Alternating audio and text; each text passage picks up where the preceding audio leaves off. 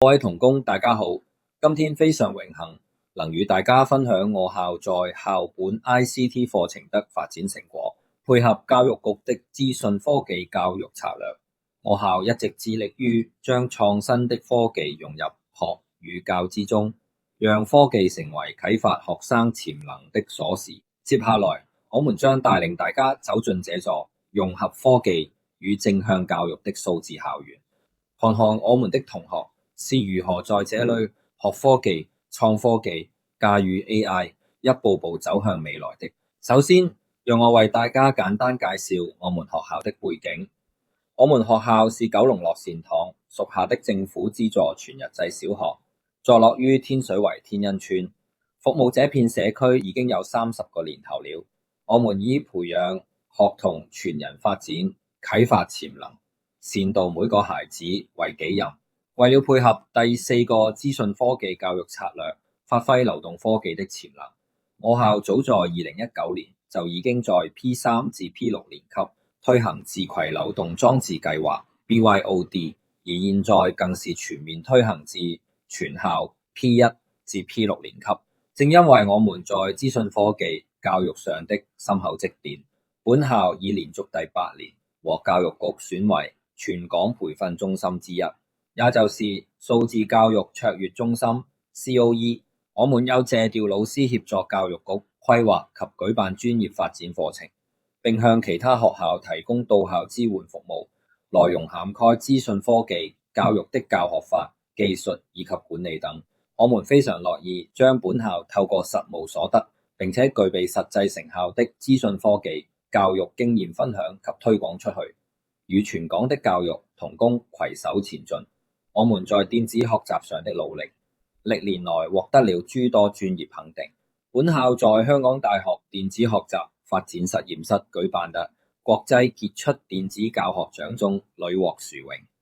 從2017年的小學英語線上教學卓越獎，到近年在 STEM 計算思維及語文教育上摘下無數金獎、銀獎、銅獎與優異獎，更在疫情期間獲得電子學習抗疫特別獎。這每一份榮譽都是我們教學團隊不斷創新、與時並進的最佳見證。4大成長寶庫核心領域，我們推動科技教育的目的，最終是為了學生的全人成長。因此，我們提出了成長寶庫的概念。這個寶庫由4大核心發展領域組成。第一是語文能力，第二是未來技能，第三是價值觀教育，第四是健康人生。我們希望透過這4大領域的有機結合，促進學生均衡發展。大家在畫面上可以看到代表這4個領域的探險家與寶石角色，這是我們激發學生內在學習動機的校本設計。為了將這4大領域落實到日常生活中，學校推出了成長寶庫獎勵計劃。我們設計了不同顏色的寶石貼紙任務，例如紅寶石貼紙任務專注於語文與閱讀，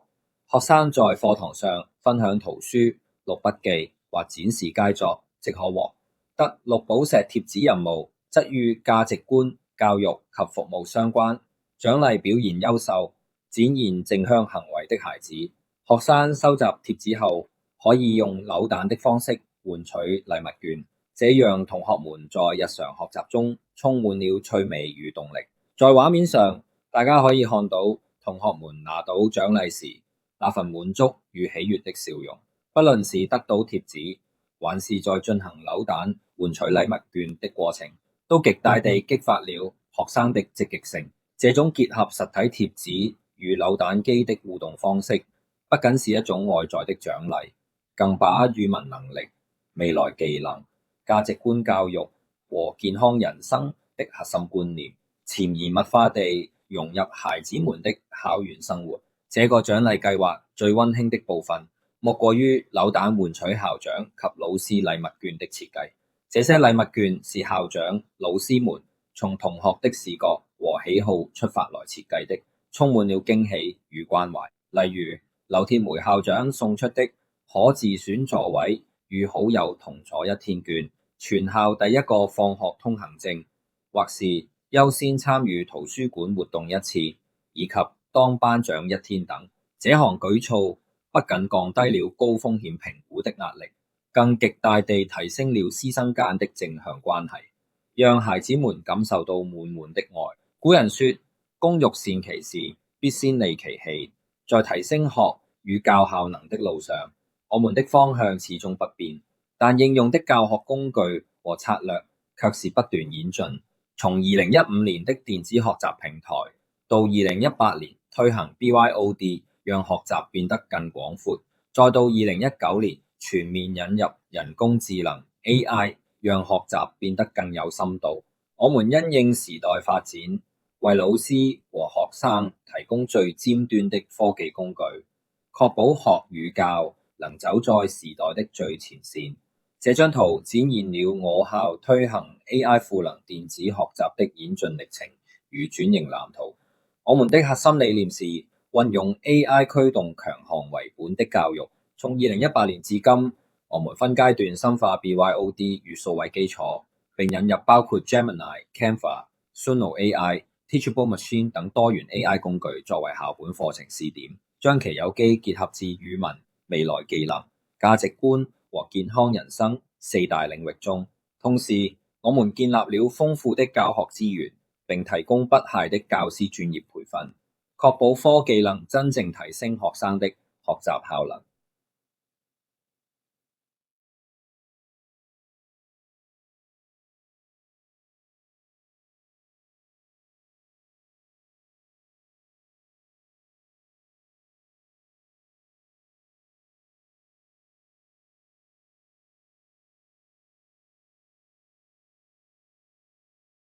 回顧返我哋學校喺 STEM 教育上面嘅軌跡，呢段真係一段由 coding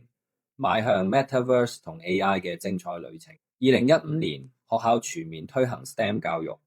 ，2016年推出 Young Makeathon 提升動手能力，等學生喺畢業嗰陣可以完成30個唔同嘅 project。2017年推出首個 Coding to STEM 計劃，之後仲結合埋 Scratch 同英文寫作，並喺25週年嗰年舉辦咗香港首個 School Maker Fair。疫情期間，我哋仲啟發咗虛擬網絡技術同元宇宙 CoSpaces 嘅應用。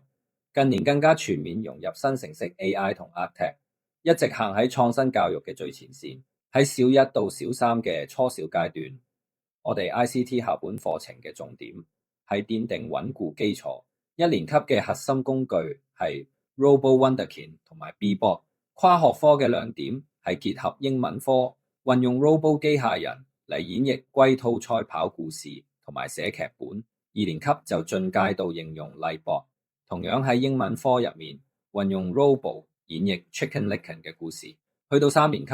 學生開始學 Scratch Junior、Scratch LV1， 同埋對 AI 有基礎認識。跨學科就結合人文科，進行香港唔同景點特色嘅專案學習。去到小4到小6嘅高小階段，課程就引導學生邁向高階應用。4年級學生會學 Scratch LV2、POE Chatbot 同埋 Suno AI， 仲會喺音樂科入面運用 Suno AI 將詩歌創作成歌曲。5年級就學習元宇宙、CoSpaces、Teachable Machine 同埋 POE 加 Canva 嘅結合。喺人文科入面運用呢啲工具去設計旅行社嘅宣傳海報，介紹中國地形。6年級就利用 Fisher Technic、App Inventor 同埋生成式 AI， 例如 POE、Grok、Gemini 嚟整學習遊戲，甚至為3年級嘅師弟師妹設計香港樂悠遊 App， 完美展現跨學科應用。呢張表格好詳細咁列出咗我哋1到6年級 ICT 課程跨學科結合與專題研習嘅整體架構。我哋非常之強調科技同埋學科之間嘅有機結合同自然聯繫。無論係1、2年級英文科嘅機械人劇場，3年級人文科嘅 Aposia 設計，4年級音樂科嘅 AI 作曲，定係5、6年級利用元宇宙同埋生成式 AI 做嘅科學同人文專題，都等學生唔再係孤立咁學電腦操作，而是學識用科技去解決其他學科同埋生活上嘅實際問題。透過呢個咁全面而且有前瞻性嘅課程設計，我哋最想培養學生具備8大核心未來技能。第一係彙報能力，第二係解難能力，第三係創意思維同創造能力，第四係科學素養，第五係溝通協作能力，第六係慎思明辨能力，七係計算思維力，同埋第八係公民意識，特別係資訊素養。呢八大技能將會係小朋友未來面對呢個變幻莫測嘅世界嗰陣最強有力嘅武器。為咗配合未來技能嘅培養，我哋學校重新定義咗評估機制，大膽引入咗未來技能綜合評分表 FAB Rubric。我哋試下用質性回饋嚟代替傳統嘅單一分數，去關注學生嘅學習過程，而唔係單一嘅結果。評分表會針對彙報、解難、創意、協作等技能，評估學生嘅掌握程度，好似係完全掌握、大致掌握、初步掌握等等。咁樣做可以促進知識、技能同價值觀嘅均衡發展，提供具體嘅改善空間，從而減低學習壓力，大大提升學生嘅幸福感。當我哋講到 AI 賦能教育嗰陣，喺娘娘關分校有好多非常具體嘅實踐場景。首先，我哋教學生去寫 prompt 問問題，利用 machine learning 進行圖像辨識嚟解決生活問題。第二，學生會利用 AI 生成 APP 嚟幫助應用同理解知識。第三，AI 可以用嚟生成唔同嘅多媒體教材，提升學生嘅學習興趣。第四，我哋利用 AI 生成音樂嚟幫助記憶。最後，我哋仲會在數位素養跨科課程入面製作假 AI， 等學生學識去判斷啲資訊嘅真偽。為咗支持上面講嘅多元應用，學校建立咗一個好完整嘅 AI 工具箱同埋創意生態系統。呢個工具箱主要分做4個部分。喺生成式 AI 方面，我哋用文字同故事類嘅 Prose、Gemini 同 Grok。喺音樂生成方面，我哋用 Suno。喺機器學習同電腦視覺方面，我哋引入咗 Teachable Machine 同埋有 AI Lens 嘅 Husky Lens。而喺機械人同編程平台方面，就包括咗 RoboWunderkind、Fisher Technic、Codespaces 同 Scratch。呢套豐富嘅工具箱為小朋友提供咗無限嘅創意空間。我哋深知要成功推動電子學習，家長嘅支持同同行係非常之重要。我哋相信家長都一樣要與時並進，成為小朋友學習路上嘅最佳隊友。所以學校特別舉辦咗如何透過電子學習及 AI 工具支援子女學習系列家長工作坊。工作坊嘅主題好實用，涵蓋咗 Brookcat 同 Suno AI 呢啲最新工具嘅操作，等家長可以親身體驗 AI 嘅魅力，促進家校合作、家長共學同埋資源共享。喺我哋嘅校園生態入面，資源共享係一個好重要嘅核心。畫面上面見到嘅係我哋嘅線上資源庫，目前有超過130項教師資源，涵蓋小六嘅我是貝斯王、Canva 設計，小二嘅中文化詞語、小遊戲、Quizlet 等等。更令人開心嘅係，平台入面仲開咗個家長自製資源分享專區，家長們會自發整理、重組句子等 WordWall 遊戲連結分享出嚟。另外，我哋嘅 LKKB Smart Guide 系統仲會好似導師咁引導學生獨立思考，拒絕死記硬背。總結嚟講，AI 喺我哋學校賦能學生學嘅層面上，主要體現喺4個關鍵維度。第一係個人化學習，根據每位學生唔同嘅進度同特質，提供最適合嘅養分。第二係學習導引，可以根據學生嘅程度自動調整內容難度。